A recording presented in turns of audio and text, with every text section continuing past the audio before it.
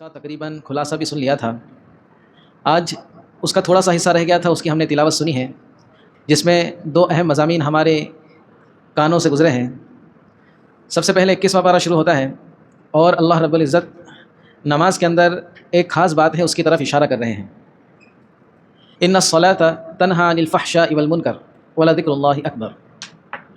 اللہ رب العزت ارشاد فرماتے ہیں کہ بے شک نماز جو ایسی چیز ہے یا ایسا عمل ہے جو نمازی کو بے حیائی سے اور ناشائستہ حرکتوں سے بچاتا ہے. نماز کا عمل انسان کو بے حیائی سے بچاتا ہے اور ناشائستہ حرکتوں سے بچاتا ہے. اس کی بحث مکمل جمعہ کے بیان میں گزر چکی ہے. جب نماز کی سیریز چل رہی تھی، ہم نماز کے اوپر بیان کر رہے تھے گزشتہ 2 مہینے پہلے.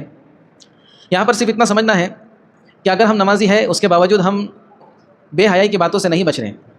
اس کا مطلب یہ نہیں ہے کہ نماز میں کوئی کمی ہے، بلکہ اس کا مطلب یہ ہے کہ ہم کو جیسی نماز پڑھنی چاہیے ویسی ہم نماز نہیں پڑھ رہے ہیں. نماز کا ظاہر، نماز کا باطن ہمارا صحیح نہیں ہوا ابھی تک. اگر نماز کا ظاہر یعنی نماز میں کرنے کی اور پڑھنے کی جو چیزیں ہیں وہ صحیح ہو جائیں، اور نماز کا باطن یعنی ہم کو یہ دھیان نصیب ہو جائے کہ میں اللہ کو دیکھ رہا ہوں، یا کم سے کم یہ دھیان نصیب ہو جائے کہ اللہ مجھے دیکھ رہا ہے، اگر یہ بات ہماری نماز میں آ جاتی تو ہماری باہر کی زندگی بھی صحیح ہو جاتی. اس لیے نماز کو بنانے کی دوستو فکر کریں. اگر ہم کسی گناہ میں مبتلا ہے تو انشاءاللہ نماز کی پابندی سے اور صحیح نماز پڑھنے کی وجہ سے وہ گناہ ہمارے اندر سے نکل جائے گی. بعض لوگ پوچھتے ہیں کہ مولانا میں گناہ چھوڑنا چاہتا ہوں، میں صحیح راستے پہ چلنا چاہتا ہوں، 2-3 دن چلتا ہوں پھر گناہ کی طرف لوٹ جاتا ہوں. تو ان کا علاج دوستو قرآن مجید نے خود بتایا کہ نماز کو پڑھو، لیکن ایسی نماز جو اللہ اس کے رسول نے بتائی ہے، جو اللہ اس کے رسول کو مطلوب ہے. انشاءاللہ گناہوں کی زندگی ختم ہو جائے گی. دوسری چیز اس سورت کے اندر، سورۃ العنکبوت کے آخر میں بالکل یہ فرمائی گئی ہے والذین جاہدوا فینا لنہدینہم سبلنا، کہ جو لوگ ہمارے راستے کی جد و جہد کرتے ہیں، کوشش کرتے ہیں، جان مال وقت کو خرچ کرتے ہیں، جان مال وقت کو لگاتے ہیں، اللہ رب فرماتے ہیں لنہدینہم سبلنا، ہم ان کے لیے ہدایت کے راستے کھول دیں گے. کیا کر دیں گے؟ ہدایت کیسے ملے گی؟ اللہ کے لیے اپنا جان مال، اپنا وقت، اپنی کوششوں کے لگانے پر. ایک راستہ نہیں کھولیں گے، راستے کھول دیں گے. اس لیے جو ہدایت چاہتا ہے، جو اللہ سے قریب ہونا چاہتا ہے، وہ اپنا جان مال وقت اللہ کے دین کی نسبت پر لگانے کی اپنے اندر عادت اور صفت پیدا کر لیں. اب شروع ہوتی ہے سورۃ الروم. روم جو ہے نا، روم یہ روم کی ریاست تھی جس کو رومن امپائر کہا جاتا تھا. اس میں اکثر لوگ عیسائی ہوا کرتے تھے. اس صورت کے اندر اللہ رب العزت نے روم کا تذکرہ کیا ہے، یعنی رومن امپائر کا تذکرہ کیا ہے. اس کا پس منظر یہ ہے کہ اللہ کے نبی صلی اللہ علیہ وسلم نے جب دعوت دینا شروع کی مکی زندگی میں، اللہ کے نبی صلی اللہ علیہ وسلم کو ہر طرح سے مشرکین مکہ ستایا کرتے تھے. فزیکلی بھی ستایا کرتے تھے اور مینٹلی بھی ٹارچر کرتے تھے. تو ایک مینٹلی ٹارچر کرنے کی ان کی یہاں پر جو عادت تھی، انہوں نے اس کو یہاں پر بھی استعمال کیا. مشرکین مکہ یہ اللہ کے ساتھ دوسرے معبودوں کو شریک کرتے تھے، اپنے ہاتھوں سے بنائے ہوئے بتوں کو شریک کرتے تھے. اور اس زمانے کے اندر 2 بڑی بڑی ریاستیں تھیں، 2 سپر پاور اور سپریم پاور سمجھے جانے والی حکومتیں تھیں. ایک تو پرجن امپائر جس کو ہم کہتے ہیں کسرا ان کا لقب ہوا کرتا تھا، اور ایک رومن امپائر جن کا لقب ہوا کرتا تھا قیصر. اچھا، یہ جو فارسی لوگ تھے یعنی کسرا والے، ان کی جو حکومت تھی ایران، جو آج ایران ہے، ایران اس زمانے میں اتنا چھوٹا نہیں تھا جتنا آج ہے. آج بھی بڑا ہی ہے، لیکن اس زمانے میں اور اس کی جو ہے حدیں، اس کی بارڈر بہت وسیع تھی. اور یہ لوگ سب یورپ وغیرہ کے سائڈ میں تھے، رومن امپائر عیسائی لوگ تھے. تو ان کی آپس میں بہت لڑائیاں ہوا کرتی تھی. اللہ کے نبی صلی اللہ علیہ وسلم کا جو شروع کا زمانہ تھا دعوت کا، اس کے اندر پرجن امپائر یعنی ایران والے یہ رومن امپائر پر غالب آ گئے تھے. تقریباً انہوں نے تمام ہی قلعے فتح کر لیے تھے، اور اس وقت سپر پاور ہونے کا گویا کہ خطاب رومن امپائر سے چھینا جا رہا تھا. ایران والے بھی سپر پاور تھے، یہ بھی تھے، لیکن اتنی لڑائیاں ان کے اندر ہوئی تھی اور اتنی فتح ایرانیوں کو ملی تھی کہ روم والے بالکل مایوس ہو گئے تھے. اچھا، روم والوں کے اندر اور مسلمانوں کے اندر ایک مشترک جو چیز تھی، کامن چیز تھی، وہ یہ تھی کہ رومن لوگ اہل کتاب تھے، عیسائی تھے. اللہ رب العزت کا جو کلام ہے انجیل کی شکل میں ان کے پاس آیا تھا، اس کو فالو کرتے تھے، اور مسلمانوں کے پاس قرآن مجید آ رہا تھا. اس بات میں وہ دونوں مشترک تھے. اگرچہ رومیوں نے بھی عیسیٰ علیہ السلام کو بعضوں نے بیٹا کہا، بعضوں نے خدا کہا، وہ بھی گمراہ ہو گئے، لیکن وہ بہرحال اہل کتاب تھے، انجیل کو ماننے والے تھے. اور فارسیوں میں اور مشرکین مکہ میں شرک کامن تھا. وہ لوگ آگ پرست تھے، فارسی لوگ، ایران والے آگ کی پوجا کرتے تھے، اور مشرکین تو اپنے بتوں کی پوجا کرتے تھے. تو اس زمانے میں اللہ کے نبی صلی اللہ علیہ وسلم کو اور مسلمانوں کو ڈی موٹیویٹ کرنے کے لیے مشرکین مکہ کہتے تھے دیکھو یہ فارس والے کیسے رومن امپائر پر غالب آ رہے ہیں، اسی طرح تمہاری بھی کوئی جو حیثیت نہیں رہیں گی، جیسے رومیوں کی حیثیت نہیں رہی. اور دیکھو ہم مشرک ہیں، وہ بھی مشرک ہیں، ہم کیسے اوپر جا رہے ہیں. وہ کمپیئر کرتے تھے اللہ کے نبی صلی اللہ علیہ وسلم کو، اور صحابہ کرام کو چڑھاتے تھے. لہٰذا اللہ رب العزت نے اس صورت کے اندر یہ بتایا کہ بھلے ہی رومی ابھی مغلوب ہو رہے ہیں، فارس والے ان پر چڑھ رہے ہیں، لیکن ان قریب 20 سنین کا لفظ آیا ہے، 3 یا 5 یا 7 سال میں ایسا ہوگا کہ رومی جو ہے وہ فارس والوں پر غالب آئیں گے، اور اس دن ایمان والے بھی خوش ہو جائیں گے. اس دن ایمان والوں کو بھی ایک فتح ملنے والی ہے. یہ 2 خوشخبریاں اللہ رب العزت نے سورت کے اندر دی. امیہ ابن خلف یہ مشرکین مکہ کا سردار تھا، بہت بڑا ظالم تھا، اللہ کے نبی کا بہت بڑا دشمن تھا، ابو جہل کی طرح۔ اس نے جب سنا ان آیتوں کو تو مذاق اڑانے لگا، اور وہ زمانہ بھی ایسا تھا اور رومیوں کے حالات بھی ایسے تھے کہ اس جیت کا کوئی سوال ہی نہیں تھا۔ فارس والے اتنے مضبوط ہو گئے تھے، اتنے ان کے پاس ویپنس تھے، اتنا مین پاور تھا، اتنا پیسہ تھا کہ رومیوں کا ان کے اوپر چڑھنا، ان پر غالب آنا یہ ناممکن بات تھی بظاہر دیکھنے کے اعتبار سے۔ تو اس نے ابو بکر صدیق رضی اللہ عنہ سے کہا کہ اے ابو بکر، کیا مجھ سے شرط لگاؤ گے؟ یہ رومی لوگ کبھی بھی غالب نہیں آ سکتے، کیونکہ وہ اہل کتاب ہے اور مسلمانوں کی طرح ہے، ہمیشہ مغلوب رہیں گے۔ تو صدیق اکبر جو تھے، ان کو اللہ کے کلام پر، رسول اللہ صلی اللہ علیہ وسلم کے پیغام پر یقین تھا، کہا لگا لو شرط۔ تو اس نے اس وقت شرط دو طرفہ جائز تھی، ابھی حرام ہے، جوئے کی شکل ہے شرط، لیکن اس وقت جائز تھی، ابھی تک شرط کی جو ہے حرمت نہیں آئی تھی۔ تو اس نے 100 اونٹ کی شرط لگائی کہ اگر رومی لوگ، جیسا قرآن کہہ رہا ہے، رومی لوگ فارسیوں پر غالب آ گئے تو میں تم کو 100 اونٹ دوں گا، اور اگر جیسا میں کہہ رہا ہوں کہ قرآن مجید نعوذ باللہ غلط کہہ رہا ہے، فارس والے ہی غالب رہیں گے، رومی کبھی بھی غالب نہیں آئیں گے، اور یہ سالوں کی ترتیب بتائی، 3 سال 5 سال 7 سال کے اندر، تو تم مجھ کو 100 اونٹ دو گے۔ حضرت ابوبکر صدیق رضی اللہ عنہ کا ڈن، چلے گا۔ آج روایت میں آتا ہے کہ اللہ کے نبی صلی اللہ علیہ وسلم کے پاس حضرت ابوبکر آئے اور یہ معاملہ سنایا، تو اللہ کے نبی صلی اللہ علیہ وسلم نے فرمایا ٹھیک ہے، تھوڑا اور بھی بڑھا دو تو چلے گا، 1000 اونٹ کر دو، یہ تو اللہ کا کلام ہے، اس میں کوئی شک و شبے کی گنجائش نہیں ہے، لا ریب فی، شروع میں پڑھا تھا ہم نے، اس میں کوئی شک و شبے کی گنجائش نہیں۔ بہرحال کچھ ہی سال گزرے تھے، رومیوں کے پاس آخری قلعہ بچا ہوا تھا، ہرقل، جس کو ہرکیولس کہتے ہیں، وہ ان کا بادشاہ تھا اس وقت میں۔ جب ایران والوں نے وہ آخری قلعہ فتح کرنے کے لیے ان پر چڑھائی کی تو ہرقل گڑ گڑانے لگا، بولے بھائی آخری قلعہ تو رہنے دو ہمارے پاس، ہم لوگ کو معاف کر دو، چلے جاؤ یہاں سے، صلح کر لو ہمارے ساتھ۔ اب ان لوگ پاور میں تھے تو ان کو سمجھ بھی نہیں آ رہا، نشے میں تھے بالکل، اپنی اکڑ گھمنڈ۔ انہوں نے کہا کچھ صلح والا نہیں ہوگی، جو تیرے سے لینا ہے وہ تیرے کو مارنے کے بعد بھی ہم لے سکتے ہیں۔ اب اللہ کی طرف سے نظام تھا، ہرقل کو یہ بات ان کس کے دماغ میں آئی، تو اب تو مرنا ہی ہے، اب تو سب ختم ہی ہو گیا ہے، چلو ایک آخری چانس لیتے ہیں، آخری چانس لیتے ہیں۔ کبھی کبھی آخری اوور میں گیم پلٹ جاتا ہے، ہوتا ہے نا بھائی، کرکٹر میں بھی بالکل ہاری ہوئی میچ آدمی آخری اوور میں جیت جاتا ہے۔ تو ہرقل نے اپنے ساتھیوں میں ایک بیان کیا، ایک تقریر کی کہ دیکھو مرنا ہے تو مار کے مریں گے، بہت اس نے جذباتی تقریر کی، سب رومیوں کے اندر جذبہ آ گیا، یہ سب اللہ کی طرف سے تھا، کیونکہ اللہ کا کلام جھوٹا نہیں ہو سکتا۔ بہرحال ہرقل نے اپنے قلعے کو بچانے کے لیے حملہ کیا، اور رومی اس طرح اس حملے سے مغلوب ہو گئے، اتنا ڈر گئے کہ بھاگنے لگے۔ اب ہرقل بھی ان کے پیچھے اپنی فوجوں کو دوڑانے لگا، اور اس طرح سے کرتے کرتے کچھ مہینے میں جتنے قلعے اس نے فارسیوں کے ہاتھوں میں گوا دیے تھے، وہ سب قلعوں پر ہرقل نے واپس سے قبضہ کر لیا۔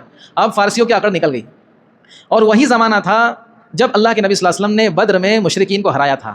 اسی وقت میں 2 خوشخبریاں جو اللہ نے وعدہ کیا تھا کہ اس دن ایمان والے بھی خوش ہو جائیں گے، ہم ایمان والوں کو خوش کر دیں گے۔ تو ایک تو چیز یہ ہوئی کہ جو ناممکن چیز تھی کہ فارسیوں کی شکست ناممکن تھی دیکھنے کے اعتبار سے، اللہ رب العزت نے رومیوں کو فتح نصیب فرمائی، جس کی وجہ سے مشرکین کا برا حال ہو گیا۔ یہاں پر بدر کے اندر 1000 لوگوں کے سامنے نہتے 313 لوگ غالب آ گئے، یہ بھی ناممکن تھا، لیکن اللہ نے اس کو بھی ممکن قرار دیا۔ اب جو ہے مسلمان اس سے بڑے خوش ہوئے ہیں، اور یہ دونوں چیزیں کئی سال کے بعد اللہ کے نبی نے جو بتایا، 20 سنین 5 سال کے بعد یہ وجود میں آئی۔ بہرحال یہ ہے اللہ کی قدرت جو سمجھ میں نہیں آتی، ضروری نہیں ہے کہ اللہ کی حکمت ہم کو سب سمجھ میں آ جائے، اس بات پر یقین کرتے ہوئے کہ اللہ نے کہا تو ہوگا، رسول اللہ نے کہا تو ہوگا، یہ ایمان والے کی شان ہے۔ بہرحال امیہ ابن خلف تو بدر میں مارا جا چکا تھا، اب حضرت ابوبکر صدیق رضی اللہ عنہ شرط جیت چکے تھے، اب کیا ہوگا؟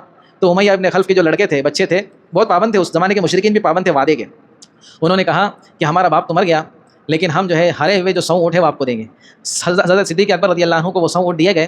حضرت صدیق اکبر وہ 100 اونٹ لے کر کے آئے شرط میں جیتے ہوئے۔ اس وقت تک 2 طرفہ شرط حرام ہو چکی تھی، تو اللہ کے نبی نے فرمایا ہمارے لیے جائز نہیں ہے، لہٰذا یہ بغیر صدقے کی نیت سے غریبوں میں تقسیم کر دو۔ اسی سے ایک مسئلہ نکلا کہ اگر ہم سیونگ اکاؤنٹ ہے، اس کے اندر ہمارے پاس انٹرسٹ کا پیسہ آتا ہے، تو ہم اس کو اپنے استعمال میں نہیں لا سکتے، لیکن ان کے اوپر چھوڑ بھی نہیں سکتے کہ رکھو تم کو، نہیں، اس کو نکالنا ہے اور بغیر صدقے کی نیت سے غریبوں میں تقسیم کرنا ہے۔ سمجھ میں آ رہی بات؟ اس کا مسئلہ انشاءاللہ مکمل آئے گا۔ تو یہ سورہ روم میں اس کو بیان کیا گیا، اور بھی کئی مضامین ہیں اس کے اندر۔ اللہ رب العزت نے ایک ترغیب یہ بھی دی ہے کہ دنیا میں چلو پھرو، دیکھو مجرمین کا کیا انجام ہوا ہے۔ اللہ رب العزت دعوت دے رہے کہ اپنی جگہ پہ بیٹھے مت رہو، چلو پھرو، عبرت کی نگاہ سے تم دنیا کے اندر جو حالات چل رہے ہیں، قوم عاد سمود کے کھنڈرات کو دیکھو، اسی طرح جو بھی اللہ رب العزت نے دنیا میں دیکھنے کی چیز رکھی اس کو دیکھو، اور اللہ کی قدرت کو اور طاقت کو پہچانو۔ اسی طرح اللہ رب العزت نے ایک چیز یہاں پر یہ بیان کی ہے کہ زمین میں یا سمندر میں جو بھی حالات آتے ہیں، یہ انسان کے اعمال کی وجہ سے آتے ہیں۔ تمہارے اعمال صحیح ہو جائیں گے، حالات صحیح ہو جائیں گے، اعمال برے ہوں گے تو حالات بھی برے ہو جائیں گے۔ حالات کا پورا دار و مدار اعمال پر ہے۔ اسی طرح اللہ رب العزت نے ایک وعدہ کیا ہے کہ حق ہے اللہ پر کہ وہ ایمان والوں کی مدد کرے۔ اللہ پر کیا حق ہے کہ وہ ایمان والوں کی مدد کرے، لیکن شرط ہے کہ ایمان والے اپنے ایمان اور اعمال کی محنت سے جڑے رہے۔ اگر ہمارے اندر ایمان نہیں ہے، صرف نام کے مسلمان ہیں، اور ہمارے اندر اعمال نہیں ہے، تو پھر اللہ کی مدد نہیں آئے گی۔ اس چیز کو اللہ رب العزت نے یہاں پہ بیان کیا۔ پھر اللہ رب العزت نے انسان کے اوپر گزرنے والے 3 زمانوں کا ذکر کیا ہے۔ ہر انسان پر 3 زمانے عام طور پر گزرتے ہیں۔ ایک تو بچپن کا زمانہ، جس میں وہ کمزور ہوتا ہے، اس کے ذہن میں کھیل کود ہوتا ہے، چاکلیٹ اور کھلونے اس کی دنیا ہوتی ہے۔ دوسرا زمانہ جوانی کا ہوتا ہے، جس میں اس کے اندر مضبوطی آتی ہے، مضبوطی آنے کی وجہ سے اس کے گول بھی چینج ہوتے ہیں، اس کے ذہن میں اور کچھ باتیں ہوتی ہے، خوب کماؤں گا، یہ کروں گا، وہ کروں گا، جو بھی ہے اس کے اندر طاقت ہوتی ہے، کرنے کی جو ہے نا چاہت ہوتی ہے اور کر بھی سکتا ہے.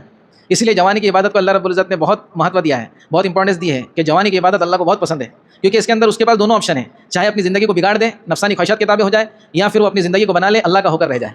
تو اس جوانی کو اللہ رب العزت نے بہت پسند فرمایا. اور تیسرا جو مرحلہ آتا ہے وہ بڑھاپے کا آتا ہے. اللہ رب العزت نے فرمایا اس کے اندر سب جوانی کی اکڑ ختم ہو جاتی ہے، لیکن ایک چیز جوان ہو جاتی ہے اس کی زیادہ زندہ رہنے کی امید اور مال کو جو ہے بٹورنے کی امید زیادہ ہو جاتی ہے، دنیا میں زیادہ رہنے کی امید ہو جاتی ہے. تو یہ تینوں حالتیں آئیں گی نا دوستو، یہ تینوں حالتوں کے اندر کامیاب وہ ہے جو بچپن کو، جب اس کو بچپن کے بعد ایک سمجھ آتی ہے، جب بھی وہ بچپن ہی ہوتا ہے اس کا، لیکن اس کا بچپن اس طرح سے گزرے، یہ ماں باپ کی بھی ذمہ داری ہے کہ اس کے اندر اس کی تربیت ہو. جوانی اس طرح گزرے کہ یہ اللہ کے تابع ہو کر اپنی جوانی کا صحیح استعمال کریں، اور بڑھاپا اس طرح گزرے کہ اس نے جو بچپن اور جوانی کی زندگی گزاری ہے تو اس کی ایسی زندگی ہے کہ وہ بڑھاپے میں اس کو کام آ رہی ہو. یہ تینوں زندگیوں کو اور تینوں مرحلوں کو ہم کو دیکھنا ہے کہ ہم کس مرحلے میں ہیں. بہرحال پھر سورہ لقمان شروع ہوتی ہے. سورہ لقمان کا پس منظر مختصر میں اس طرح سے سمجھیں گے، یہ بھی اس زمانے کی صورت ہے جب مشرکین مکہ اللہ کے نبی صلی اللہ علیہ وسلم کو ستانے کے درپے تھے. تو مشرکین مکہ نے ایک چال یہ چلی تھی کہ محمد صلی اللہ علیہ وسلم جو قرآن سناتے ہیں اس سے لوگوں کے دلوں پہ بہت اثر ہو رہا ہے، جو قرآن سنتا ہے وہ محمد صلی اللہ علیہ وسلم کا ہو جاتا ہے، تو ہم کیا کریں گے، ہم اس کا بدل ڈھونڈیں گے. قرآن کی ان کو ایک صورت بنانے کا چیلنج دیا گیا تو انہوں نے نہیں بنا پائے، تو ان لوگوں نے یہ نیت کی کہ ہم اس کا الٹرنیٹ ڈھونڈیں گے، بدل ڈھونڈیں گے. تو کیا کرنے لگے وہ لوگ، بڑے بڑے شاعروں کو وہ لوگ ہائر کرنے لگے، بڑے بڑے جلسے جلوس رکھنے لگے تاکہ لوگ قرآن نہ سنیں بلکہ اس کی طرف متوجہ ہوں، اس کی طرف کیا ہو، متوجہ ہوں. پھر انہوں نے اس سے کام نہیں چلا تو ایران سے گانے والی لڑکیوں کو بلایا جو بہت بہترین گانا گایا کرتی تھی، وہ گانے کی مجلسیں لگانے لگے وہ لوگ. پھر بھی قرآن کے اندر ایسی تاثیر تھی کہ جو سنتا تھا وہ قرآن کا ہو جاتا تھا. پھر انہوں نے تیسری چال چلی کہ ہم جو ہے لقمان جو تھے ہمارے اندر، ان کی نصیحتوں کو عام کریں گے، ان کی جو ہے باتوں کو، اور لقمان کے جیسے اور بھی حکیم ہوں گے. حکیم سے مراد ادھر ڈاکٹر نہیں ہے جو دوا دیتے معجون دیتے، وہ حکیم نہیں ہے. حکیم سے مراد حکمت یعنی علم سے اللہ نے ان کو نوازا تھا. تو اللہ رب العزت یہاں پر فرما رہے ہیں لقمان کی باتوں پر تم کو عمل کرنا ہے، اس کی نصیحتوں پر عمل کرنا ہے تو پورا کرو. ہم ایسا نہیں ہے کہ ہمارے خلاف اگر کوئی چیز جائیں گی تو ہم اس کو اگنور کریں گے، نظر انداز کریں گے، اس کے مخالف بنیں گے. لقمان کی باتیں ہم تم کو بتاتے ہیں، تم ہم کو کیا بتاؤ گے کہ لقمان کیا تھے. اور لقمان نے اپنے بیٹے کو سب سے پہلی نصیحت اور وصیت کیا کی تھی جس کو تم اپنے بیٹوں کے درمیان چلانا چاہتے ہو. تو سنو لقمان کیا کہتے ہیں. لقمان نے سب سے پہلے اپنے بیٹے کو کہا تھا یا بنی لا تشرک باللہ ان الشرک لظلم عظیم. سب سے پہلے اپنے بچوں کو یہ سمجھاؤ کہ لقمان نے کہا تھا اے میرے بیٹے کبھی شرک مت کرنا، شرک بہت بڑا گناہ ہے. یہاں پر مشرکین کی کمر ٹوٹ گئی. وہ لوگ جو لقمان کی باتوں کو چلا کر قرآن کو ہٹانا چاہتے تھے، اللہ نے اسی لقمان کی باتوں کو قرآن بنا دیا، اسی لقمان کی باتوں کو قرآن بنا دیا. پھر لقمان السلام کی اور بھی نصیحتیں پوری تو نہیں بیان کی گئی ہے، تھوڑی تھوڑی نصیحت اللہ رب العزت نے جتنی ضرورت تھی اتنی بیان کی. لقمان نے اپنے بیٹے سے کہا کہ اقیم الصلاۃ، اے بیٹے نماز پڑھ، وامر بالمعروف اور اچھی باتوں کا حکم کر، برائیوں سے روک. اور یہ کوئی معمولی کام نہیں ہے، جو تجھ پر مصیبت آئی ہے کرنے میں تو اس پر صبر کر. یہ ہمت کے کاموں سے، یہ مردوں کا کام ہے. یہ کس کا کام ہے؟ نماز پڑھنا، اچھی باتوں کا حکم کرنا، برائیوں سے روکنا. مصیبت آئے گی یہ سب کرنے پر، ایسا نہیں کہ ایسی ہو جائے گا. یہ کرنے پر صبر کرنا یہ مردوں کے کام ہے، ہمت کے کام ہے. بہرحال اللہ رب العزت نے جب یہ صورت نازل فرمائی ہے، کئی مشرکین کو ہدایت ملی، وہ سب جو ہے صحابہ کی لسٹ میں ان کا نام آنے لگا. تو سورہ لقمان میں اس کو بیان کیا گیا ہے. اب آگے جو ہے اللہ رب العزت نے سورہ لقمان کے آخر میں 5 چیزوں کے متعلق فرمایا. ان اللہ عنده علم الساعہ، قیامت کا علم صرف اللہ کو ہے. قیامت کب آئیں گی کسی کو بھی نہیں معلوم، حتیٰ کہ میرے اور آپ کے آقا جناب رسول اللہ صلی اللہ علیہ وسلم کو بھی قیامت کا علم نہیں ہے. اسی لیے کسی نے پوچھا اللہ کے نبی قیامت کب آئیں گی، تو اللہ کے نبی نے فرمایا کہ قیامت کے لیے تیاری کیا ہے تو نے، وہ تو بتا. قیامت تو جب اللہ چاہے گا جب آئے گی.